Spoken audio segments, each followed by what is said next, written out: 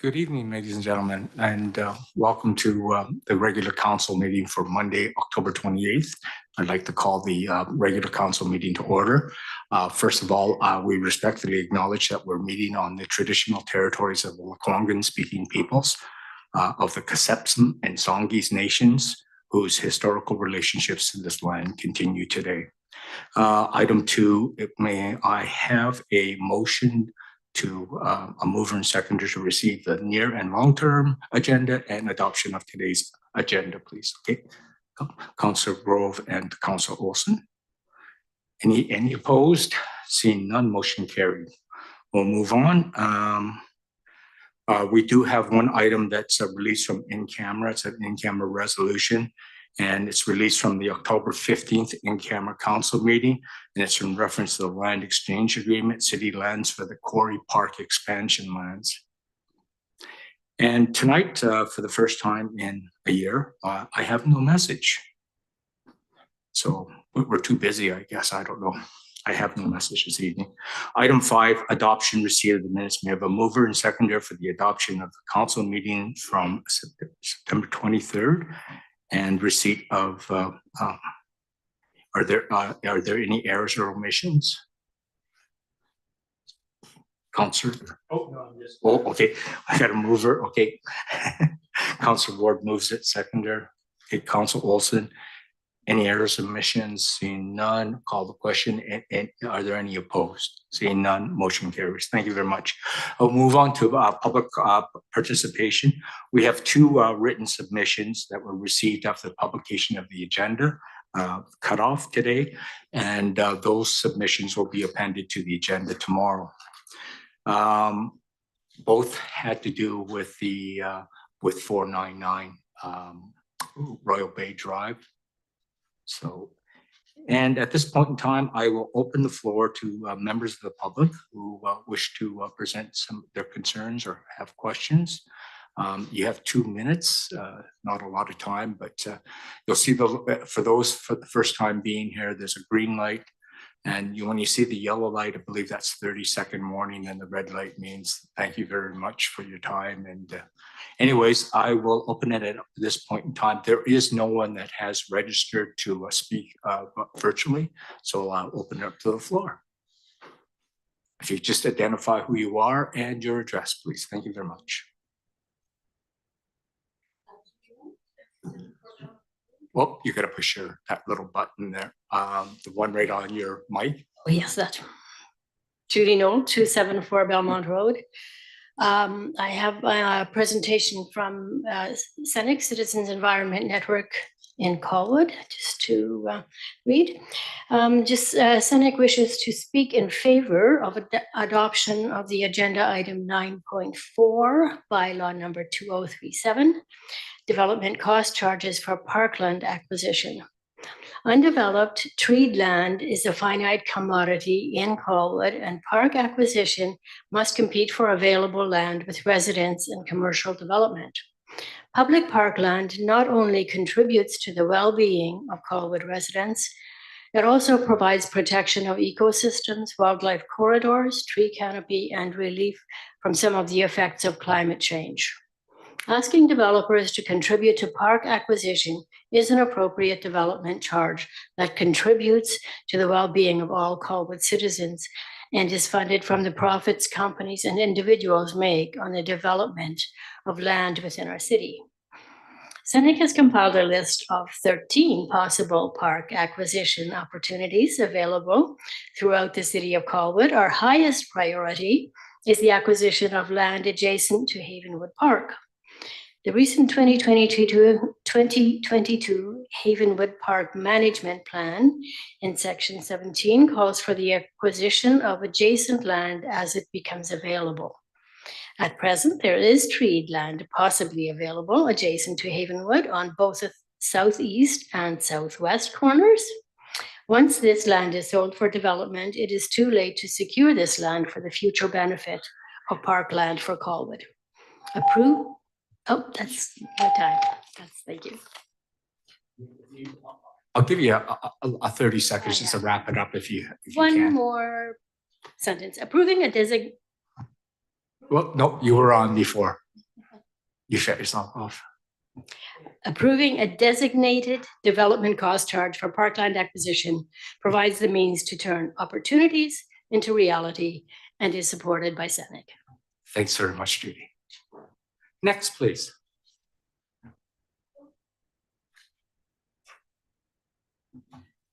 Hello, Mayor Kobayashi and members of council and city staff.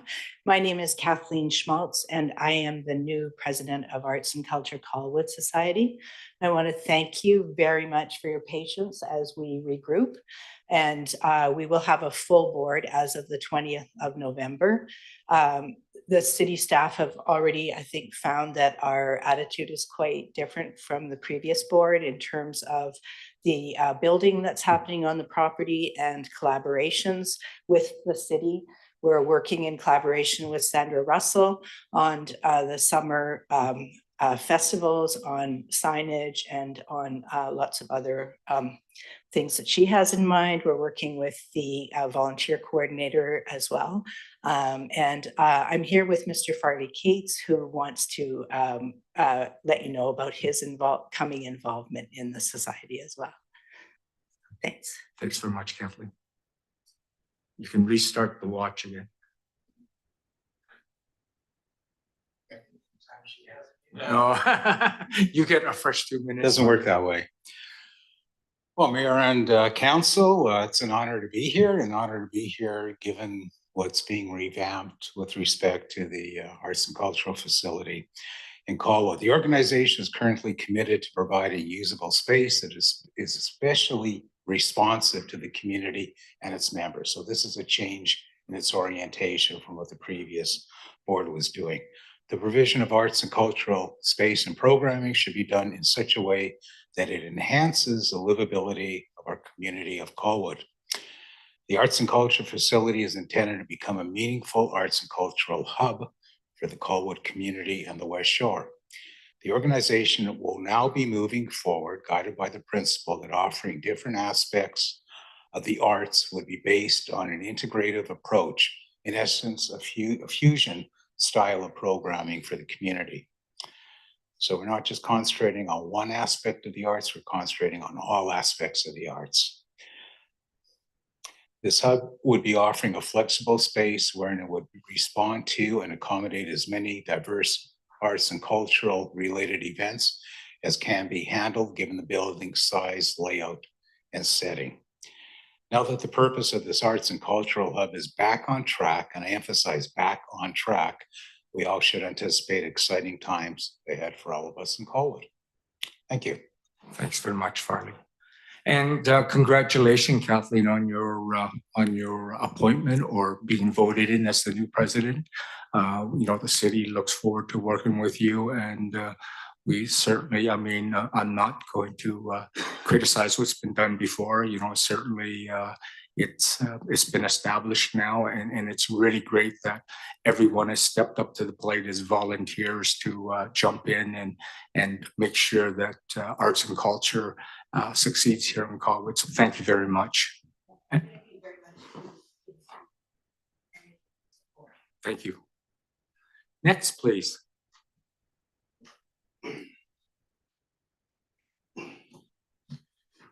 Good evening, Mr. Mayor and Council. I appreciate the time. My name is Kevin Zalba. I live at 3428 Curlew Street in Royal Bay area. We have a problem. Curlew Street has a few residents abusing our parking regulations and bylaws that we'd like to see if it's a solution to. And during the past 2 years, our street has been working steadily with parking enforcement, in particular, Scott McKellar, who has been patient and extremely helpful in dealing and handling these constant infractions. It's well documented, and he has done as much as possible to attempt in solving Curlew Street issues. However, under the current bylaws, the rules, he has exhausted all avenues and has come down to us as residents to seek action to allow parking enforcement better tools to be effective. We have a few residents that are abusing bylaws, residents in particular on 323 Curlew Place or 320 Curlew Place. Current bylaw states that off-street parking allows for 72 hours. The residents must move their vehicles. This means they must move it 2 feet 2 inches as long as the parking bylaw officer's chalk is not in the same place once marked. 323 Curlew Place has 4 vehicles at any given time utilizing 4 parking spots, while their garage and 2 parking spaces in the driveway remain empty on a continuous basis. 320 Curlew Street has 3 vehicles at any given time using 3 spots, and with an empty garage and 2 parking spaces. There are currently 4 cutouts in my residence at 3428 Curtis Street, which hold approximately 12 guests or Curtis Street resident parking spaces. And these 2 houses in question take up to 50 to 65% of those spaces 90% of the time. The residents at 323 Curtis Street move their vehicles around 2 to 4 in the morning AM, at 72 hours is in reach. When asked to be moved more considerate, the rest of the street, we are met with F-bombs, iPhone cameras, recordings our actions, and telling us she will park when and wherever she feels like it. They have parked their cars 100 feet away from bringing groceries out of the car and walk home while the driveway is empty. I'm going to run out of time here.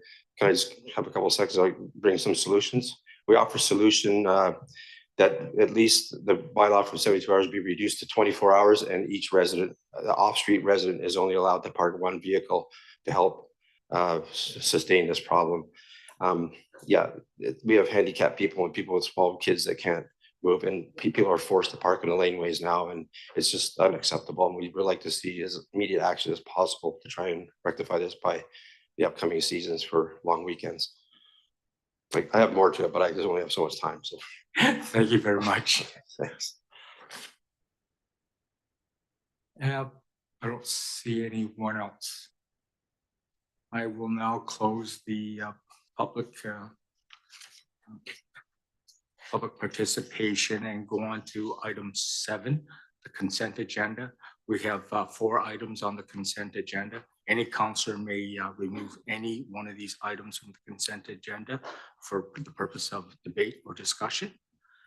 It doesn't require a seconder. So I'll just put it out there. Is there anyone that wishes to move and second the adoption of the consent agenda? Okay. Councillor Grove and Councillor Day. And any discussion? Seeing none, any opposed? Seeing none, the motion carries. Thank you very much. Okay, moving on to new business. Only one item under new business. That's the very topic we just finished discussing. Over to you, Byron.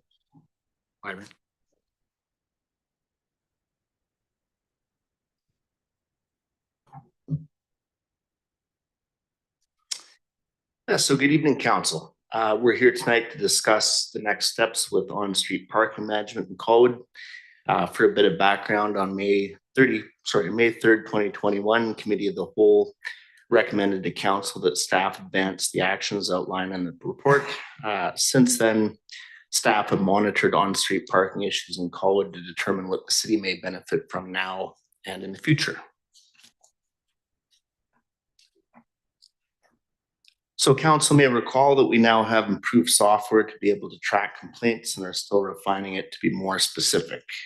Since September of this year, we were able to distinguish between general traffic and highways bylaw complaints and parking specifically. Prior to that, it was a mix of anything related to the traffic and highways bylaw, which included work on city property, as an example.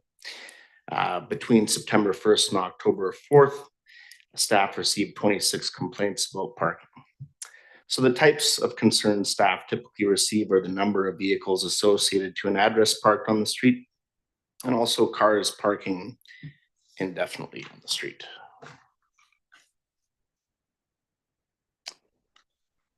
So staff proposed a policy and procedure along with an amendment to our traffic and highways bylaw. The intention with the policy and procedure is to consider establishing time-limited or residential-only parking areas on a case-by-case basis. These areas can be determined by one or more of the following: through a number of complaints received by staff, a community-led process using the petition included in the draft procedures, or council direction. So for example, if a residential parking only area is determined, the number of vehicles able to be parked on that street could be limited to a number such as 2. This is a common number that's used, but it may need to be dependent on the available parking in the area. So we also propose an amendment to our traffic and highways bylaw. Currently, if you reside on a street, you're able to park indefinitely as long as the vehicle is insured. Compared to many other large municipalities on the island and lower mainland, parking is limited to 72 hours. In most cases where this bylaw exists, it would only be enforced reactively for ongoing issues in particular areas or with certain properties. Obviously, the intention is that a vehicle does not monopolize a certain spot on city streets, and parking is equally available to others in the area as well.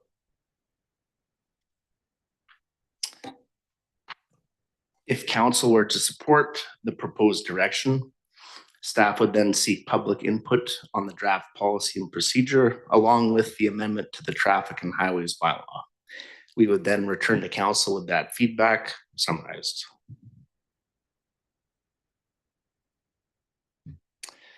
So that concludes our presentation for this evening, and pleased to answer any questions council may have, as we do greatly appreciate this initial feedback. Thanks very much, Byron. I'll open up the council for questions. I've got my pen. Councilor Grove. Thank you, Mr. Mayor. The question at the start, I think you said something about the fact that you have better software for keeping ongoing record details now, right? Because this report was a little bit thin. And part of the problem you were having was the fact that it was a lot of labor and time trying to keep track of, assuming of offenders would be long gone before you got around to processing the information, or record keeping was difficult. I didn't quite understand I understood. It sounded like there was a problem, so that's been solved to some degree, having the software that allows you to keep. Is that right? The better records. Yeah, thank you for the question, Councilor Gould, through the chair. Originally, we had just a custom software that was made by a previous IT person. We then moved to Tempest.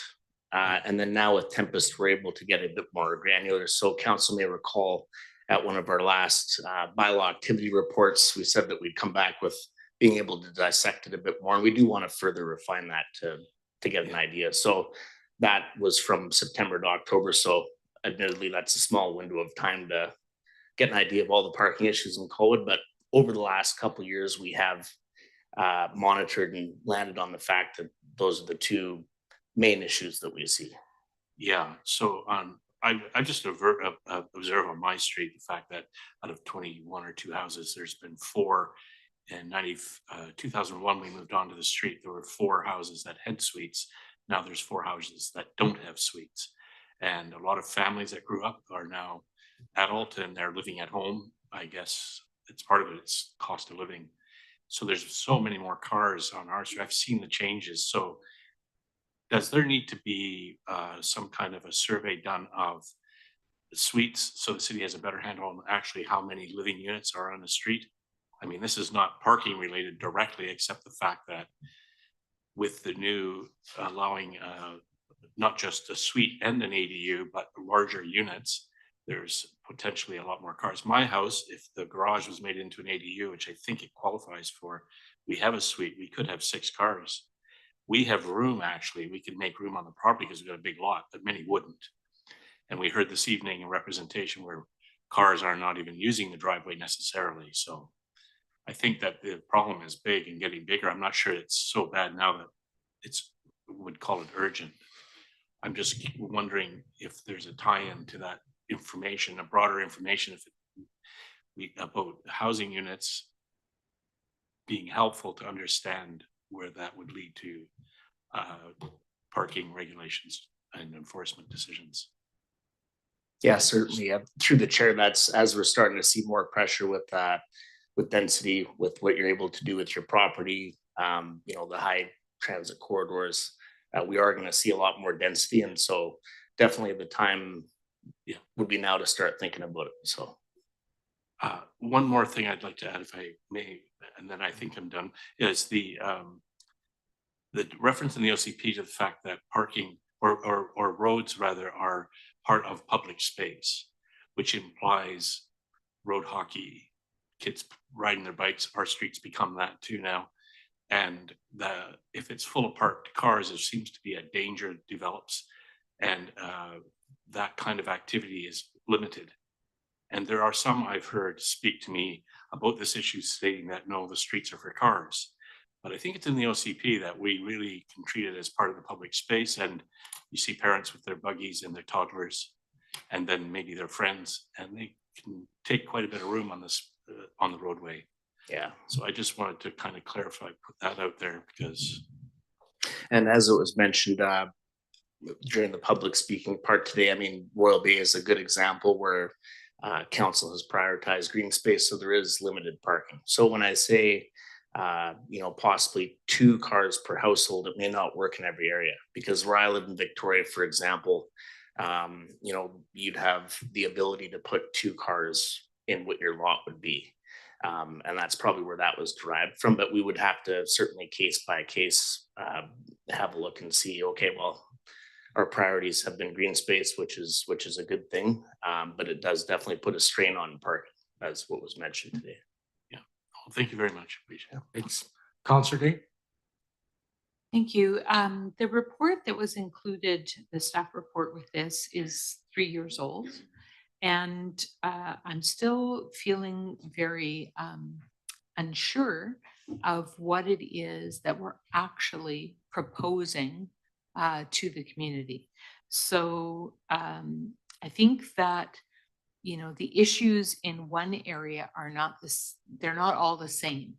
And I'm concerned that we would take a proactive approach in one area that meets the needs of a particular area, but then that same approach might be extended to other areas where the situation is different. And I mean, all areas are experiencing more difficulties as a result of the increasing number of suites, which I'm not saying that's good or bad, but some lots, it's more easy to accommodate parking than others. And some particular individuals feel very entitled to ownership of a particular area based on history. So I think it's really important that we don't get too far ahead with a cookie cutter approach. And we also have not looked at the costs. We are talking about proposing changes without any understanding at this point of what those changes would cost for us to do it. So I'm not opposed to seeking public input, but what I don't want to give the impression that it's ready, set, go, here's what we're doing, and we're moving full steam ahead. So can you try to sort of explain to me where exactly our choice points are going to be and when we'll get financial information? Yeah, certainly. Like you said, there is not a one size fits all approach to parking. We've learned a few lessons from other neighboring communities, and say, for example, Victoria would have special positions just for parking alone. Lucky for me, I've got a soccer dad that I know who is one of those people, and I've been heard it described as more of an art than a science. And things we'll have to contemplate are, do different types of buildings have the same right to that public spot as other ones? Some of the pressures we're seeing too are not only from suites, but as we know, kids are staying at home longer. They're getting cars as well. So where you'd have a basement suite, you might have a basement full of teenager kids with a Nissan, 240 out front. So definitely not a one size fits all. And in response to your other question, I know using Victoria as an example, and I get to live there. I live in a residential parking only zone. You'd actually be surprised a lot of the times the signs do the work. So for such a big city, they actually had an Excel spreadsheet where you wouldn't have to initially register your license plate, but as issues arose, they would fill the spreadsheet out to register your license plate. And there was only a couple hotspots that they actually enforced in those zones. So that technology, for example, didn't cost much to have the spreadsheet, but now they have moved to cars with readers on them. And as we get bigger, we'll certainly have to adapt as well. But this initial this initial step would be, this is a starting point. This is a document that we can reference to establish certain areas. Yeah, definitely knowing that there's not a one size fits all. So definitely no financial implications with this first step. And then when we return with options in the future, we'll outline in more detail any sort of financial implications we see. Great, thank you. Councillor Ward. Thank you, Mr. Mayor. Thanks, Byron. Appreciate this. I think there's some good information here. I take a little bit of a different view than some others. We say it isn't a one size fits all. I think Colwood is a little bit unique. We're not in the business right now like Victoria and Saanich and others of advancing development proposals that have zero parking and things like that, which we see in the news all the time, right? They're in a different place in terms of their growth and transit accessibility and other things. So one of the things, with the exception of like Colwood Corners, which was a decision going back to 2017, we really have held the line on insisting that developments have adequate parking. We have rules in place for secondary suites that there is parking off street for those individuals. So to me, putting in a residential parking permit program essentially is rewarding those that seek the taxpayer to subsidize their lifestyle. So it's, I want to park a boat and an RV in my driveway, so now there's no room for cars. I want them on the street. My perception is the street in front or adjacent to my home is mine, and I should have priority to park there. And I don't believe that that's accurate. The taxpayer shouldn't subsidize homeowners that want to take up the street in front of their home. They have no more right to that parking than a visitor coming to visit, elderly relatives next door, or somebody coming to provide a service, family, friends, what have you. So my view is that the recommendations there, I think, are very sound from 2A right down to 3D. I think time limited parking is really the piece we're missing in Colwood in many places. It solves many of these issues. If you've got a suite in your home and you choose not to provide the legally mandated parking spot and force your tenant to park on the road, now there's time management parking. Something's got to give. You've got to find a solution. Essentially what we're doing is now enforcing our own rules. We know there's been issues around things like passenger loading. I know, Byron, we had an instance with a handicapped individual who couldn't access the ability to load in and out of their vehicle because the parking spot in front of their home was occupied 24/7 by a neighbor who had an insured vehicle and never moved it. So time limited parking in an area like that adjacent to a school is a logical step to allow for flow of traffic. Why would we allow unfettered residential parking in a street facing a high school when we could have time limited parking and allow people to improve egress and drop people off, pick them up from school and move forward? Those people all have 2-car driveways and garages. Our rules stipulate they park there. They don't have unfettered access to the street. So for me, I'm really very much in favor of inventorying parking violations, as you've indicated, investing in the technology. As Councillor Day alluded to, we need to understand the costing. What would it cost for us to enforce time limitations? But I think that is the logical next step for us. Residential parking is something we could look at down the road, but really outside of Colwood Corners, I don't see why we would essentially tell everybody, great, in addition to your driveway, you've now got 2 more designated spaces on the street at the expense of everybody else. It's just illogical. The last one I bring up is just, for example, today I wandered around Royal Bay and Latoria South. On the south side of the Commons, there's an area that's parallel parking that's adjacent to where the daycare leases space. There's now a cone there with a sign on it that says, no parking Monday to Friday, that they've placed there so they can pull the daycare bus in there. Great idea. They've just reserved it for private use. It's now their spot. Nobody questions it. That's just sloppy. And I think as a city, where I like what you've got here is this consistent application, consistent signage across the board. If that really should be a bus zone or a passenger drop off and loading zone, as it probably should be with the daycare there, let's sign it appropriately and avoid this kind of gray area that we've got here. So my recommendation when we get there is going to be option B, the committee recommended council alternative recommended actions.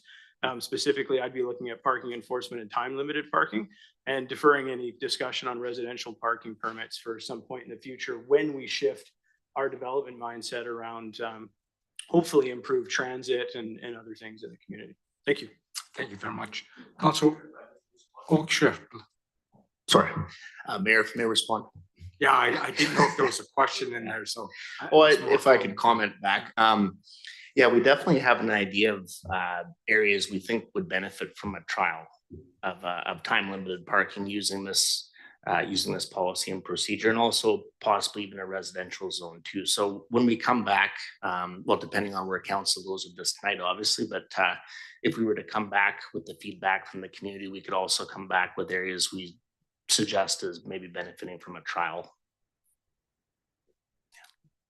Councillor Olson, please. Thank you, Mr. Mayor. I just want to touch on something briefly about something that hasn't quite been brought up yet. And it just how are we addressing unique scenarios when it comes to residential parking? And I've brought this up before, such on Stornoway Drive, for example, where we have a high volume of residential vehicles and commercial vehicles that are parking on what is a near blind corner, very narrow road. It's near blind.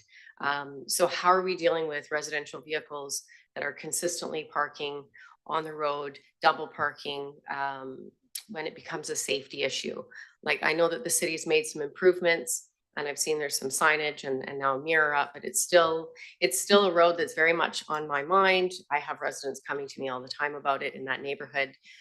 So I think that there are certain situations in Colwood, some of the older neighborhoods, but this particular street, we do see a lot of double parked commercial vehicles on that street, and it is causing a safety concern for, you know, people that are out walking their dogs, families, kids going down that road. It's terrifying.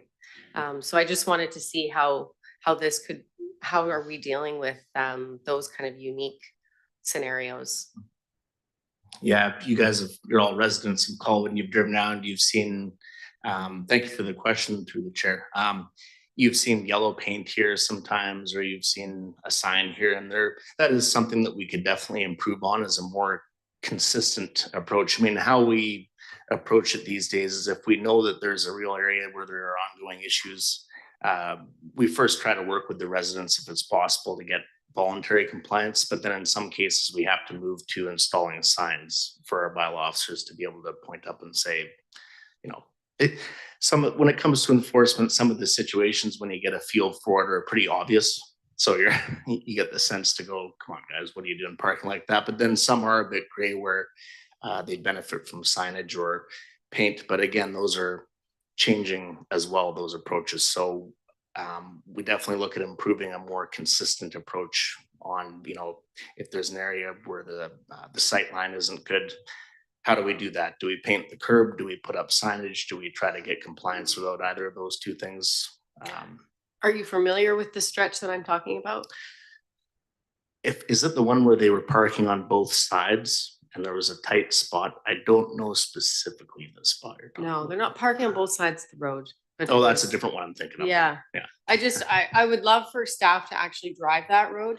And just to see how difficult it actually is to navigate going down or up Stornoway. And you know, it's a bus route too. So you see these buses going by and it's very dangerous. So I think it's something that I'll be bringing forward again, but it's definitely something that I felt it was the right time to speak up about it. I've written it down. Thank you. Councillor Dave for the second time. Thank you. Yeah, I just wanted to speak to that because I think of all of the issues that I see with parking, safety is the one that I really feel needs to be pulled up to the top of the list. So I'm aware of places that on Stornoway is another area where people just park and it isn't a parking spot. They're actually stopping their car in the middle of the road and putting it in park.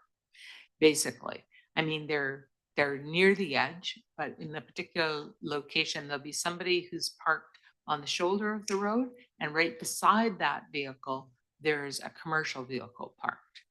And there's several in the same location of a couple of driveways that are quite close together and steep. And the same issues are happening elsewhere where it's become commonplace for people to park you used to look for a spot where you could get onto the shoulder. But when there are no spots available where you can get onto the shoulder, then it starts to creep out. And then, maybe only 2 wheels are on the lane. But then eventually 4 wheels are on the lane.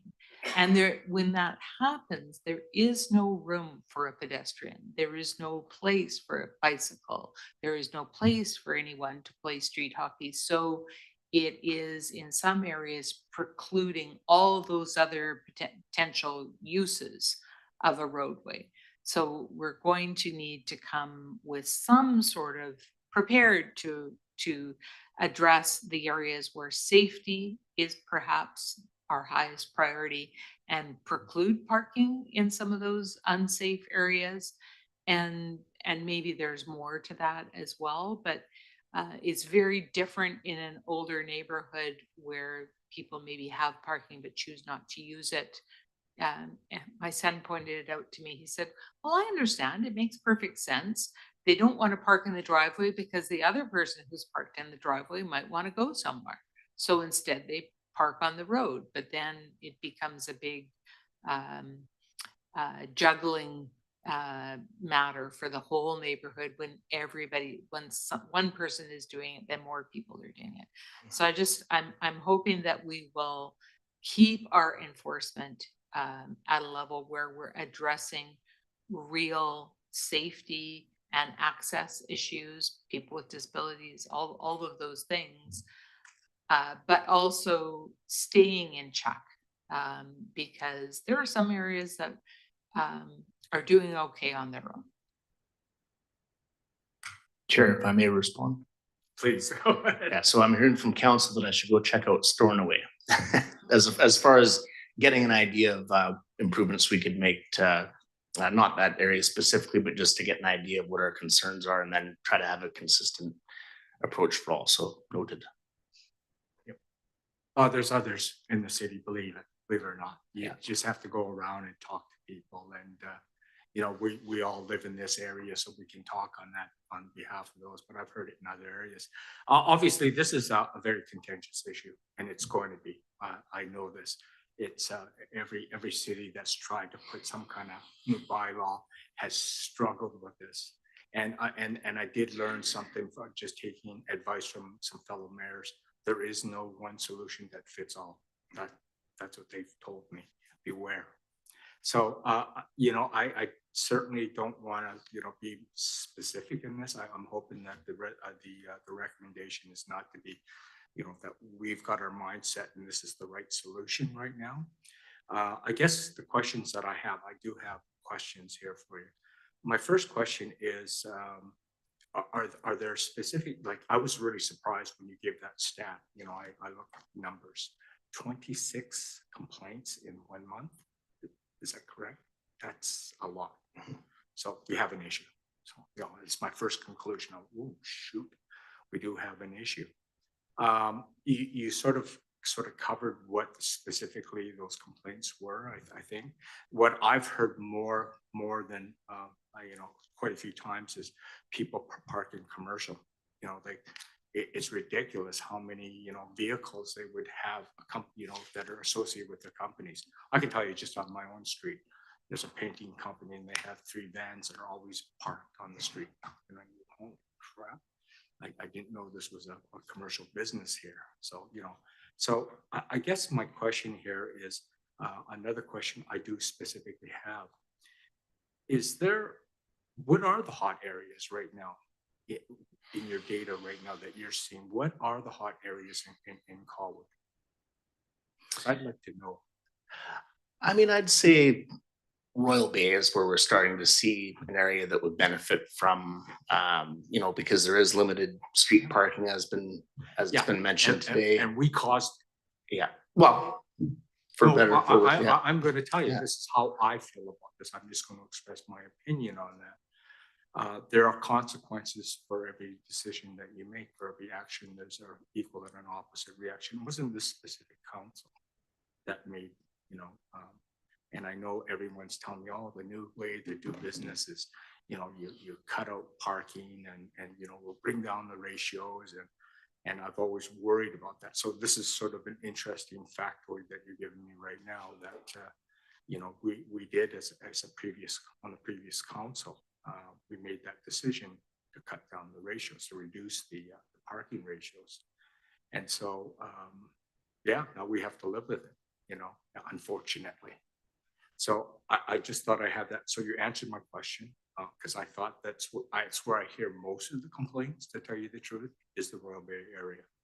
Heard some in Triangle Mountain, mainly more towards too many commercial vehicles on some streets, not all of them. That's a generalization if I said it was all over. So I hope, you know, that we'll look for a council recommendation on this, and I just hope it's more generic and to give us some leeway on this issue, because it's a tough issue. And I guess my next question is how, you know, what is your methodology for this public engagement? How do you propose to do this?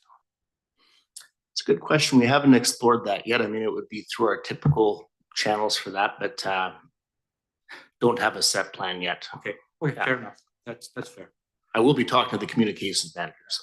Because it is a very contentious issue. No matter what you do, we're just get ready. We're going to get beat up with whatever way we go on this.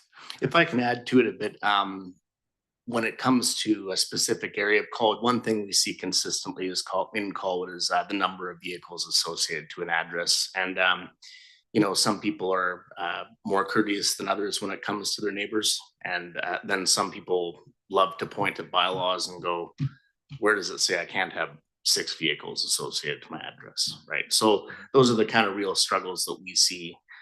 Like I mentioned, the number of vehicles, and then also parking indefinitely. Like that, the slide that I had wasn't a picture taken in Colwood of that Subaru covered in dust, but we do see situations like that where, you know, if you're a resident of that street, you can park indefinitely, which is not the case usually in the city. So what we propose here is not a one size fits all, but a starting point to be able to investigate and determine through a number of ways of doing that. So whatever way, I trust you, Byron. Thank you. So anyways, at this point in time, I'll open it to the floor for any councilor that would like to, you can go with the staff recommendation or come up with a specific recommendation. Oh, Councillor Ward. Well, I may be alone on this, Mr. Mayor, but my view is to, you know, keep things moving forward on the subject. I think Byron's put in a fair amount of work on it. I think we know it's an issue, and there's the risk of sort of paralysis through analysis and do nothing here. My recommendation or motion would be to have staff move forward on the 2 items, 2A through to 3D, parking enforcement and time limited parking, with minor rewording, like where it says invest in 2B, it says invest in parking enforcement technology. I would just change the word to investigate parking enforcement technology. I guess Byron, the overarching goal of minor amendments to this would be like, let's see the costing, like do the research, find out, and come back to council with estimates on, hey, if we were to enforce time limited parking, establish consistent signage across Colwood dealing with these issues, you know, we're looking at an approximate cost of X on the technology, you know, Y on the staffing, Z on, you know, on anything else associated with that in terms of signage in particular. So I would also pull from the section 1, the residential parking permit program 1B, use consistent signage. I would want that explored as part of the work that's being done to see how do we, you know, apply it consistently across Colwood. That's not a one size fits all solution, but it's a, you know, dealing with the ad hoc signage and things. It would be, if this is a time managed area, the sign in Kelly Road area looks the same as in Royal Bay as it does in Triangle Mountain and so forth. So that would be my recommendation, that we explore items 2A through 3D with cost estimates and include item 1B and consistent signage. I can't support moving forward on a residential parking permit program because to me, as I said earlier, I'll reinforce it. That just reinforces people taking action against our current bylaws. We've talked about parking and, including parking, as you said yourself, Mr. Mayor, too. This council has not gone down that road of reducing parking minimums. So by instituting a residential parking program, we essentially say to everybody, here's 2 free passes. You know, you might as well get that extra trailer in your driveway and move out. I envision a scenario where, you know, you've got one neighbor that parks the 2 vehicles in the driveway. The next neighbor puts in a suite or has teenagers move home, whatever it is, everybody gets a vehicle. Now their poor neighbor next door has no recourse because there's 2 vehicles parked in front of their house 24/7 that don't belong to them. So, you know, I don't think there's a perfect answer for it, but at this point, I would exclude items 1A, C, D, E, and F from my recommendation. Okay, thank you. Sorry, I may be able to add a bit of clarity. I think by me labeling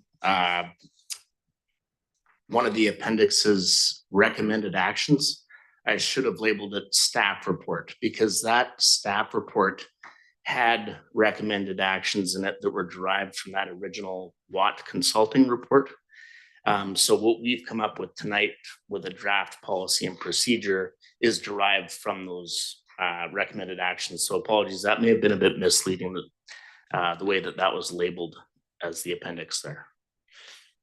We can certainly add, for example, establishing consistent signage to the policy we've created, but we also agreed that not every one of these recommended actions outlined by Watt at the time made sense for Colwood necessarily. Like, for example, parking permits. We've heard a lot of negative things associated with parking permits, because you can imagine a relative comes for Thanksgiving and we want to deal with processing a permit in the city as much as grandma does who's coming to Thanksgiving. So anyway, sorry, that was a bit misleading how that was worded, but I'll let you continue. So sorry, the recommendations then are to be found in the Watt report. It's not the table that you summarized in the staff report. The table in that previous staff report was from that Watt Consulting recommended actions. Yeah, because I'm using that table as the basis for what I would advance as recommended actions, but maybe we can bring up the Watt report on screen and look at what the actual recommendation is then, because if it's not the same as what's in the staff report. Oh, sorry, that chart that you're looking at is directly out of that report. That was what they recommended. We took those recommended actions and made an attempt to suit it a bit better to Colwood, which is why we came up with that policy and procedure drafts tonight. So we can certainly add to that, but it's a bit misleading by me labeling it as recommended actions in that appendix. It should have been previous staff report. Gotcha. Does that make sense? I'll withdraw any motion for moment. Okay. Sorry about that. My bad. So I want to take a look through the policy and just make sure we're not. That's why I was kind of confused. Yeah. We can definitely add to it though. So we can, I've written down consistent signage. Yeah. Apologies for the non-clarity. Okay.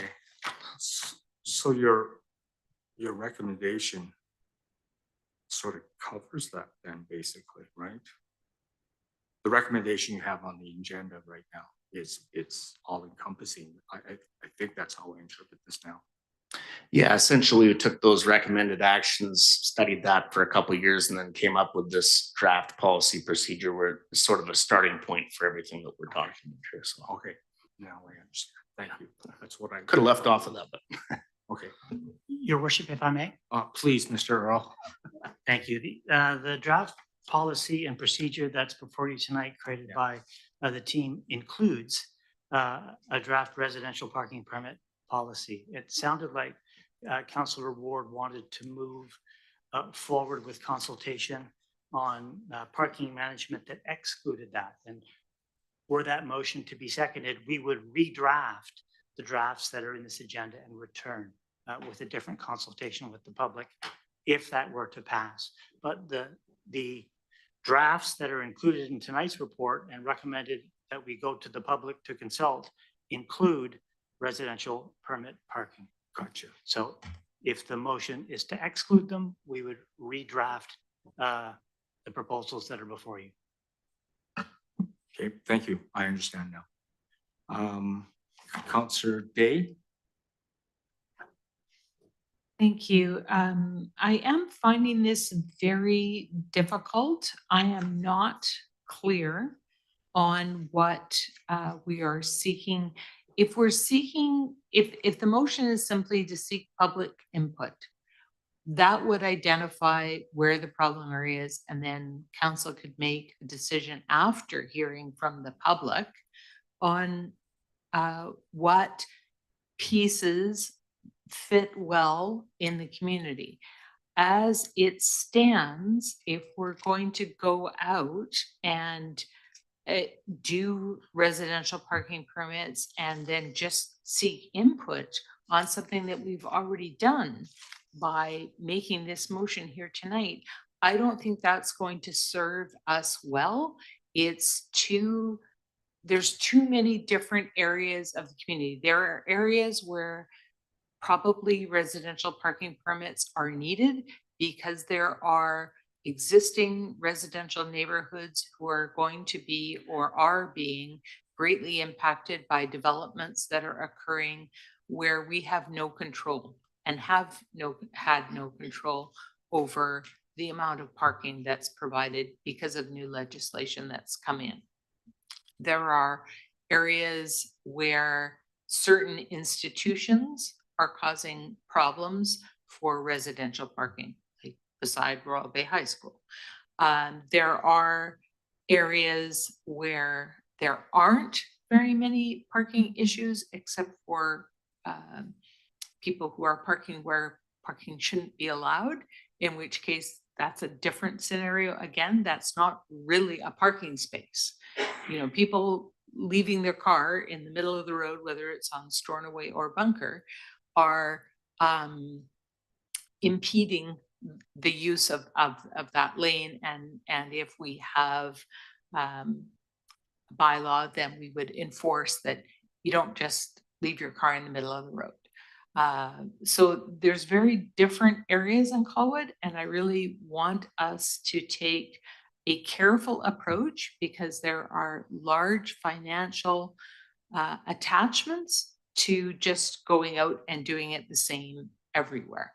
I think we need to be very selective and enforce where it merits the enforcement because there is a cost associated. If I may, yeah, I mean, the purpose of tonight would be to get feedback from the public and stakeholders on our approach to determining areas, not reaching out to the public to determine areas at this point. So at this point, we would suggest establishing the policy and procedures for how we determine those areas. And that's what we're seeking feedback on at this first stage, if that adds a bit more clarity. Councillor Jordison. Thanks, Byron. I think also, and I don't know where this fits, but I think there's also an education component to this as well that is probably going to be included, but I just want to ensure that, I mean, especially around emergency vehicles and just the ramifications of how you park and where you park. If you park both on either side of the street, emergency vehicles can't get through, that sort of thing. So is that going to be part of this whole process as well with coming up with this management plan? Yeah, thank you for the question. Yeah, as we've discussed tonight, I've definitely written down that we want to establish consistent signage and we want to see other strains on parking and how that affects things. So definitely return with that information as well. So, you know, whether it can be done voluntarily or whether it needs signage or whether it needs yellow paint, we can paint a picture for how that works for sure. Thank you very much. Just a question, Mr. Earl, just a clarification right now, just for my own education here. In the cases where they were just talking about trucks, parallel parking, you know, double park with a car on the road, is that bylaws jurisdiction or is that RCMP jurisdiction? I'm not too sure myself. Who do you call? Thank you, Your Worship. You know, if there are safety concerns, we start with our bylaw team. If our bylaw discovers that it's a moving violation beyond their authority, they would bring in the next level of jurisdiction. Okay, so If we discover it's an infrastructure problem, we would involve our engineering team. And so we'd encourage the public to use our action request, and we will discern from there the most appropriate enforcement methodology. Okay, thank you very much. That answers my question. And if I could add one more thing, definitely if we see or we hear of a glaring safety concern such as blocking a fire hydrant, such as blocking a driveway, constricting an access to a culvert where you couldn't even get an emergency vehicle in, at that point, it's a tow truck. It's not not necessarily, like if we can't get a hold of the people to move it, it's a glaring safety issue. We definitely have a different approach for those. Great, I understand. And off hours, please. Sorry, Councillor Ward. Sorry, I just was compelled to just speak to a point that Councillor Day made. I think I see where you're coming from. You referenced the Bill 44 in the province and reducing parking, and that's outside of our control. And I think, and I don't want to put words in your mouth, but I think your thought process was, with those being forced on us, it creates a scenario where existing residents then have to deal with that overflow, as we saw in Colwood Corners. I did want to just raise the possibility of the opposite scenario though as well, just for some thought, is that the province's move creates a scenario whereby developer can build a condo with significantly reduced or zero parking depending on the zoning.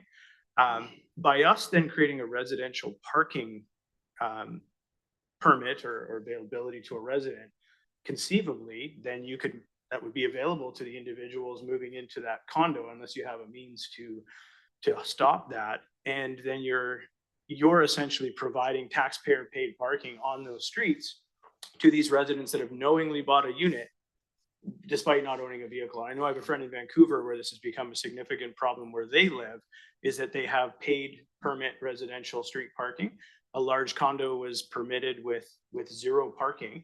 The idea being that these residents would access transit and, they didn't need a car.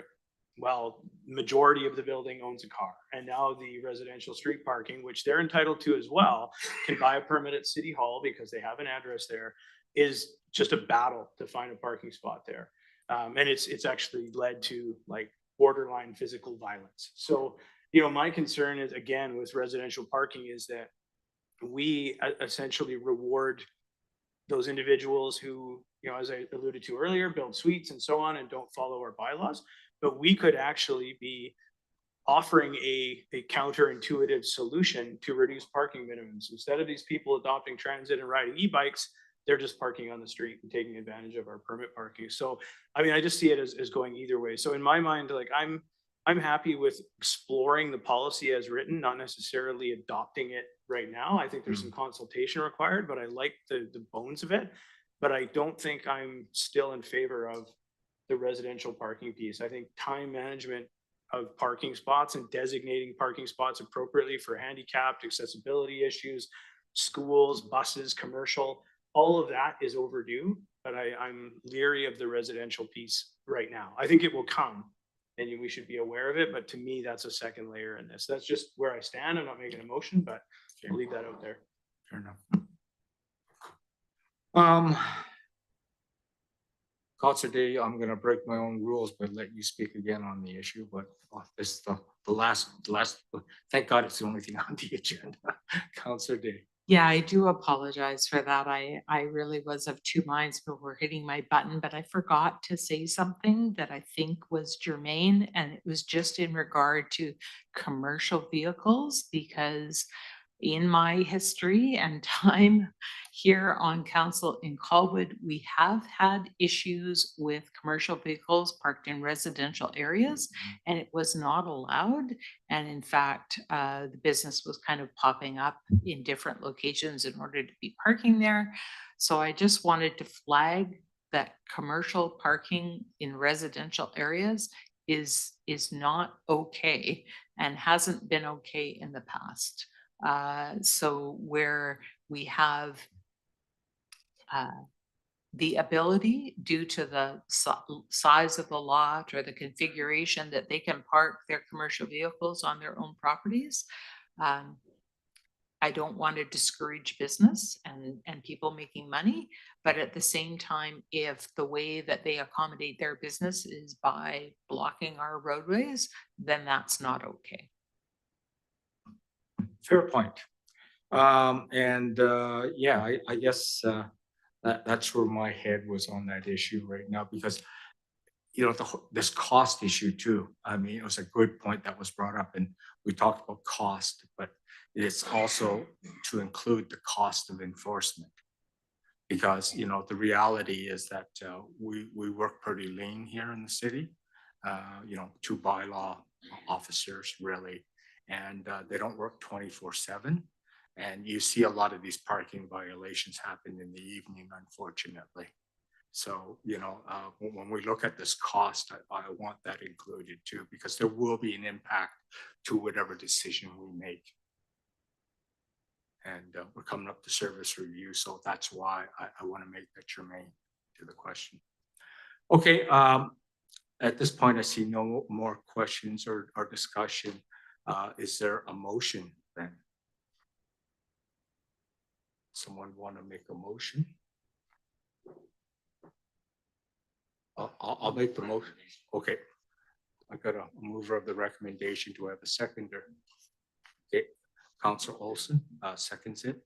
It's generic enough, and I think you've captured what our feelings are here tonight. So at this point in time, I'll open the motion up for discussion. Councillor Ward. Can we see the wording of what we're voting on here? Yeah, we can certainly.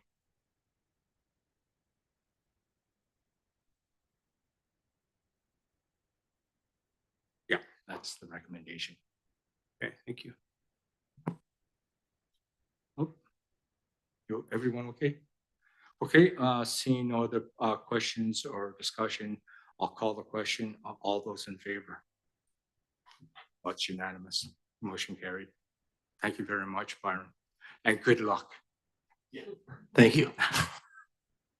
Okay, at this point in time, we'll go on to section 9 bylaws. But I'm sorry, I'm breaking the rules here, but I'd be remiss if I did not make a mention of something on the consent agenda. I just wanted to take this opportunity at this point in time to thank Councillor Ward for his service. He served as our Colwood rep for the Greater Victoria Public Library. He decided to volunteer and let someone else have an opportunity to take on this job. And Councillor Grove stuck up his hand, volunteered for this. And so, no, it was great. David did want to take this on. So it gives someone else an opportunity to represent the city. And hopefully I'm certainly opening it up to the councillors. I know a lot of the appointments to a lot of these positions are for 4 years, and certainly encourage anyone to give up, whatever they've been representing, so other people can have a go at it. So again, thanks very much, Councillor Ward, for your service. Okay, I'm going to move on to section 9 bylaws, and bylaw number 2039, land use bylaw number 151, 1989, amendment number 216. And Caitlin, over to you. Good evening, Mayor and Council. I'm here tonight to speak to bylaw number 2039, our 2024 Omnibus amendments to the land use bylaw. So these proposed amendments are minor and administrative in nature, and are intended to improve the clarity and readability of the land use bylaw. So a staff report was prepared for council on these proposed amendments. As well, I do have a presentation tonight, but if council would prefer, I can also just be available to answer questions. Does anyone want the presentation? It was fairly straightforward. You can just ask questions at this point in time. Any questions for Caitlin? You're seeing none. You're all finished, Caitlin. Thank you very much. Thank you for the staff report too. No, thank you. Okay. Motion, please. Okay, Councillor Ward and Councillor Grove. Discussion. Seeing none. Any opposed? Seeing none, motion carries. Okay, 9.2, which is bylaw number 2004-01, permissive tax exemptions. This is for 2024 to 2027, amendment number 1. We've already had the first 3 readings, and this is for adoption. Motion, please. Okay, Counselor Day and Counselor, anyone from this side? Okay, Counselor Olson, you get it then. Discussion, seeing none. Any opposed? Seeing none, motion carries unanimous. Thank you very much. Move on to 9.3, bylaw number 2021-01. This is the 5-year financial plan amendment. We vote for 2024 to 2028. We've already had the first 3 readings, and this is for adoption. Okay, Councillor Olson moves it. Councillor, sorry, Jordison, sorry. I need some water. My mouth is glued.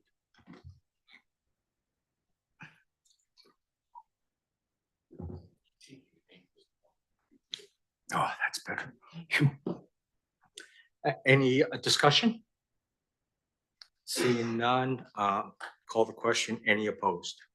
Seeing none, motion carries unanimous. Thank you. And last of all, bylaw number 2037, development cost charge for parkland acquisition. Already had the first 3 readings, adoption. Councillor Ward and Councillor Jordison. Discussion. Seeing none, call the question. Any opposed? Seeing none, motion carries. Motion for adjournment. Councillor Grove and Councillor Day. Discussion. Seeing none, call the question. Any opposed? Thank you very much.